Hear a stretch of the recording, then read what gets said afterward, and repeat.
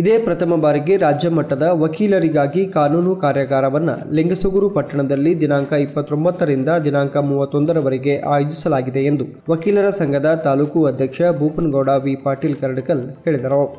ಅವರು ಪತ್ರಿಕಾ ಭವನದಲ್ಲಿ ಮಾಧ್ಯಮಗೋಷ್ಠಿಯಲ್ಲಿ ಮಾತನಾಡಿ 3 ದಿನಗಳವರೆಗೆ ವಕೀಲರಿಗಾಗಿ ನಡೆಯುವ ಈ ಕಾನೂನು ಕಾರ್ಯಾಗಾರದಿಂದ ಕಲ್ಯಾಣ ಕರ್ನಾಟಕ ಭಾಗದ ವಕೀಲರುಗಳಿಗೆ ತುಂಬಾ ಅನುಕೂಲವಾಗಲಿದೆ ಮತ್ತು ನಮ್ಮ ಭಾಗದ ನ್ಯಾಯವಾದಿಗಳಿಗೆ ಸೂಕ್ತ ಕಾನೂನು ಅರಿವು ನೀಡುವ ಉದ್ದೇಶದಿಂದ ಈ ರಾಜ್ಯ ಮಟ್ಟದ ಕಾರ್ಯಾಗಾರವನ್ನು ಹಮ್ಮಿಕೊಳ್ಳಲಾಗಿದೆ. ಕಳೆದ 25 ವರ್ಷಗಳಿಂದಲೂ ಕಾನೂನು ಕಾರ್ಯಾಗಾರ ಲಿಂಗಸೂರು ತಾಲೂಕಿನಲ್ಲಿ ನಡೆದಿರಲಿಲ್ಲ. ಈ ಕಾರ್ಯಾಗಾರದಲ್ಲಿ ಸುಮಾರು 1500ರಿಂದ 2000ರವರೆಗೆ ವಕೀಲರು ಸೇರುವ ನಿರೀಕ್ಷೆ ಇದೆ.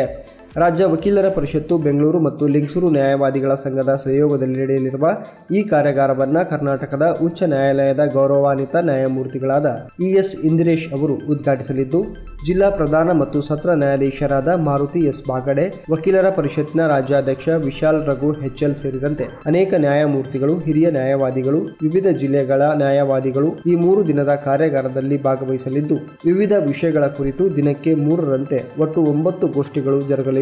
ಚುನಾವಣಾ ನೀತಿ ಸಂಹಿತೆ ಜಾರಿಯಲ್ಲಿರುವುದರಿಂದ ಕಾರ್ಯಕ್ರಮದ ಅನುಮತಿಯನ್ನು ತೆಗೆದುಕೊಳ್ಳಲಾಗಿದೆ. ಕಾರಣ ಹೆಚ್ಚಿನ ಸಂಖ್ಯೆಯಲ್ಲಿ ನ್ಯಾಯವಾದಿ ಮಿತ್ರರು ಈ ಕಾರ್ಯಾಗಾರದಲ್ಲಿ ಭಾಗವಹಿಸಿ ಯಶಸ್ವಿಗೊಳಿಸುವಂತೆ ಮನವಿ ಮಾಡಿದರು.